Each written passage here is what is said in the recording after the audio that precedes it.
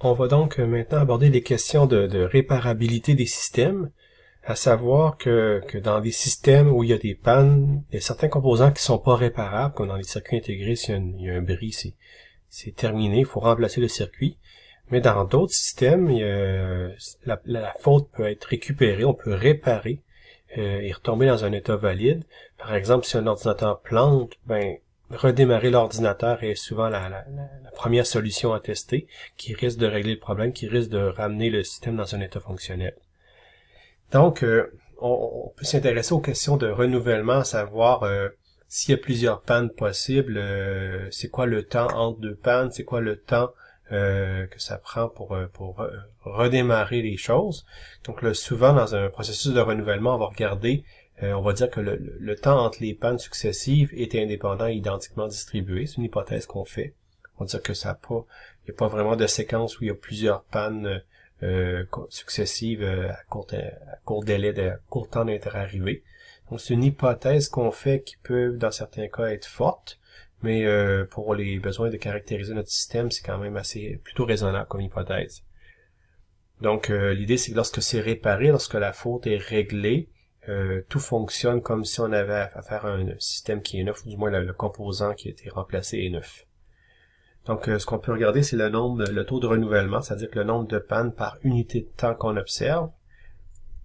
Puis, donc ça, c'est similaire un peu à la fonction de risque, avec la différence que les composants sont réparables. Fait qu'on a un taux de renouvellement qui nous donne le taux de panne dans le temps.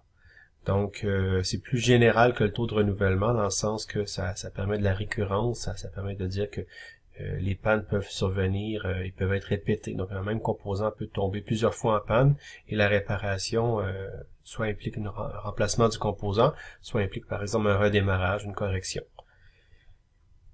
Donc ça peut impliquer donc certaines variations dans la distribution de vie. Donc dans les mesures typiques de systèmes réparables, on parle entre autres du MTTF, le Mean Time to Failure, donc le temps moyen avant une panne. Donc combien de temps que ça prend avant qu'il y ait une panne.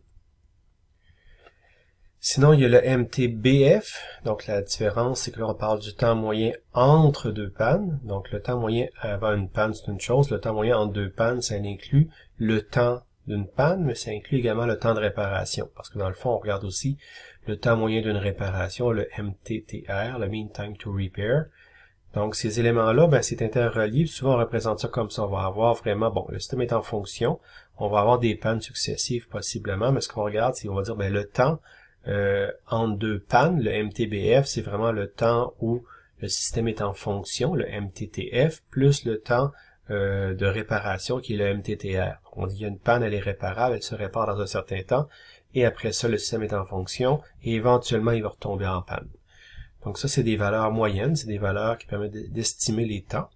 Donc on suppose que les erreurs sont, on va dire, des processus aléatoires, dans le sens que c'est pas déterminé à l'avance en général, mais on peut supposer que ça suit une loi de probabilité afin d'estimer les temps moyens. Puis donc avec les temps moyens, on a quand même une capacité à caractériser le fonctionnement d'un système réparable. Donc, ce qu'on peut vouloir regarder, entre autres, c'est la disponibilité d'un système, dans le sens, c'est quoi la proportion du temps où notre système est en opération. Si on suppose que le MTTF est beaucoup plus grand que le MTTR, dans le sens que le système est en fonction beaucoup plus longtemps qu'il est en panne, sinon ça peut être problématique lorsque la durée de la panne est dans les mêmes ordres de grandeur que la durée du fonctionnement. Donc là, on va dire que la disponibilité est égale essentiellement au MTTF sur le MTTF plus le MTTR. Donc, c'est le MTTF sur le MTBF. Donc, on va regarder le ratio du temps en fonction divisé, donc le ratio du temps en fonction divisé par le temps de deux pannes. Donc ça nous donne la disponibilité. Et souvent, la modélisation qu'on va faire de ça va être basée sur une loi exponentielle qu'on avait vue la semaine passée. Donc, on va y revenir parce que c'est vraiment couramment utilisé pour décrire des processus qu'on dit de poisson, donc des systèmes où la durée de vie est sans mémoire. On représente la durée de vie par une loi qui est sans mémoire. Donc, les événements surviennent de façon continue, donc ça peut arriver à tout moment dans le futur. Et ce qu'on regarde, c'est que c'est vraiment sans mémoire dans le sens que rendu au temps S, par exemple, le temps S, ce qu'on va dire, c'est que la probabilité que ça tombe en, si ça fonctionne au temps S, la probabilité que ça tombe en panne d'ici le temps S plus T, petit t, c'est la même chose que lorsqu'on regarde ça du point de vue du temps 0, disant c'est quoi la probabilité que ça tombe en panne d'ici le temps t. Donc, si on s'est rendu à un certain moment, la distribution ensuite des pannes est la même que lorsqu'on était au temps 0 ou qu'on était à un autre moment. Donc, avec une loi exponentielle, on dit que la densité de probabilité est décrite par cette équation-ci, à savoir que c'est lambda exponentielle moins lambda x. Donc, c'est quand même une formulation assez simple pour avoir la densité de probabilité. Si on regarde la loi de répartition correspondante, lorsqu'on intègre petit p de x de 0 à t, on a comme probabilité que la panne survienne entre le temps 0 et le temps x comme étant 1 moins exponentielle de moins lambda x. Puis l'espérance et la variance, on a une espérance de 1 sur lambda. Donc ça, c'est le temps moyen avant une panne lorsqu'on regarde ça à partir du temps 0. Puis la variance est 1 sur lambda carré. Donc la loi exponentielle ressemble à ça. Donc à gauche, on a la densité de probabilité, qui est la fonction exponentielle décroissante, donc qui est ajustable selon le lambda. Donc avec un petit lambda, le temps moyen qui est 1 sur lambda est plus grand. Donc avec un lambda de 0.5, le temps moyen d'une panne ici serait de 2, alors qu'avec un lambda de 1, ce serait de 1. Puis la loi de répartition, là, la cumulative density function, qui est la probabilité que la panne survienne entre le temps 0 et le temps x, est donnée par ça ici. Fait qu'on voit par exemple dans l'équation avec un lambda égal à 0.5, mais la probabilité est autour de 0.6 à x égale à 2. Donc après un temps de 2, on a environ 60% de chances qu'il y ait eu une panne. Mais ensuite, ça continue d'augmenter lentement. Donc même si on regarde ça au temps 5, on est plus autour de 92%, on n'est pas à 100% encore. Mais avec d'autres constantes lambda, donc on voit que ça monte plus haut, plus vite.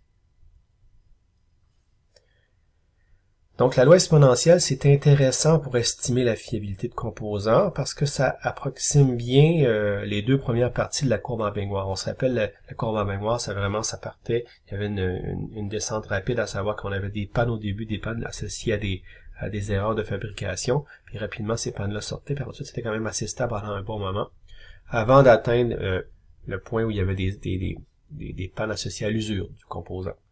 Donc, on se rend généralement pas à la question d'usure de composants parce que c'est très loin dans le futur. C'est souvent pas quelque chose qu'on regarde dans notre estimation. On regarde vraiment la première moitié. Donc, la première moitié avec la descente au début, puis après ça la stabilisation, c'est bien approximé par une loi exponentielle. Donc, comme on dit, les pannes d'usure sont ignorées parce que c'est au-delà de la durée de vie des composants.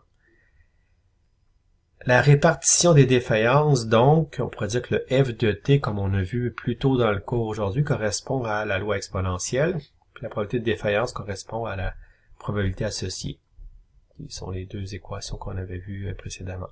La fonction de fiabilité, donc, est 1 grand R et 1 moins grand F, donc ça correspond directement à exponentielle de moins lambda t. Puis la fonction de risque, qui est le ratio de petit f sur grand R, est égal directement à lambda. Donc, ce qu'on voit, c'est que la fonction de risque, le risque qu'il y ait une panne au temps t est indépendant de t. C'est une constante lambda. Donc, peu importe la valeur du temps, ça reste lambda. Ce qui illustre bien le fait qu'on est sans mémoire. Et donc, si on regarde la fonction de risque cumulatif, c'est égal à lambda t. Puis le temps moyen avant une défaillance, le mttf, qui est l'intégrale de grand R entre 0 et l'infini, c'est égal à 1 sur lambda, donc ça revient à notre espérance de notre loi exponentielle directement. Puis la défaillance dans la période U suivant un temps de survie t, donc si on regarde ça, la fonction de grand F à t plus U, donc la probabilité qu'il y ait une panne d'ici le temps t plus U, sachant que, donc la barre verticale nous dit, sachant qu'on a survécu jusqu'au temps t, donc rendu au temps petit t, il n'y a pas eu de panne, mais il y a une panne après petit t, et cette panne-là est survenue entre t et t plus u, donc c'est ce qu'on dit ici par rapport à notre énoncé ici. Donc selon cet énoncé-là, si on brasse les équations, on va définir que c'est directement égal à f de t plus u, donc ça c'est la probabilité que ça soit survenu entre 0 et t plus u, moins la probabilité que ça soit survenu avant t, puis on sait que c'est pas survenu avant t, fait que on va dire ça, divisé par 1 moins ft, donc après ça on brasse les équations, puis on en arrive à cette formulation-là qui est 1 moins exponentielle moins lambda u, qui est égal à f de u. Donc encore une fois, on vient de démontrer l'aspect sans mémoire en disant que peu importe la valeur de t, la probabilité ici va correspondre à... C'est la même chose que si on regarde ça entre t et t plus u, ça correspond à la même chose de regarder ça entre 0 et u. C'est équivalent. Donc ça démontre encore une fois la probabilité sans mémoire. Donc si on va avoir un exemple où on va appliquer la loi exponentielle, si on a une compagnie qui fabrique des composants dont les pannes suivent une loi exponentielle. Donc le taux de défaillance ici serait de 0,15% sur K, donc c'est le pourcentage par 1000 unités. Donc on va dire qu'on a 0,15% de panne par 1000 unités, ce qui revient à quelque chose comme un lambda égal à 0,15 fois 10 à la moins 5. Donc ça c'est le taux de défaillance. La probabilité de survivre à 20 000 heures d'opération, parce que ça c'était vraiment le taux de défaillance avec les heures comme unité, avec le R ici qui est égal à moins lambda x est égal à donc 0,97. Fait qu'on a 97% de chance de survivre après 20 000 heures d'opération. Dans 35 000 heures, suivant les 20 premières 1000 heures d'opération, si on dit c'est quoi la probabilité qu'il y ait une panne si on a survécu, si le composant a bien fonctionné dans les 20 000 premières heures. Après ça, dans les 35 000 suivantes, c'est quoi la probabilité qu'il y ait une panne? Et qu'en appliquant les équations, on arrive à quelque chose comme 0,051. Donc on a 0,5% de chance environ qu'il y ait une panne entre 20 000 et 55 000 heures. Et si on regarde le temps moyen avant une panne, le MTTF, c'est égal à 666 000 heures environ. Là, la question qu'on peut se poser, c'est que si on a plusieurs composants, c'est quoi le temps où 10% des composants sont en panne? Supposons qu'on a un certain lot, puis on dit, mais dans ce lot-là, combien de temps ça va prendre avant que 10% des composants de notre lot soient en panne? Donc là, on va regarder le point où f est égal à 0,1, donc dans le sens que qu'on ait finalement une probabilité de panne de 10%. On dit ça, mais ça c'est égal à la valeur de f, quand f pour la loi exponentielle, qui est directement 1 moins exponentielle moins lambda fois t. Donc si on brasse ça, on applique le logarithme naturel de chaque côté, ça nous ramène à dire que t est égal à moins log naturel de 1 moins ft sur lambda. Et tout ça, ben, c'est 70 000 heures environ. Donc, après environ 70 000 heures, on a 10% des composants qui sont en panne.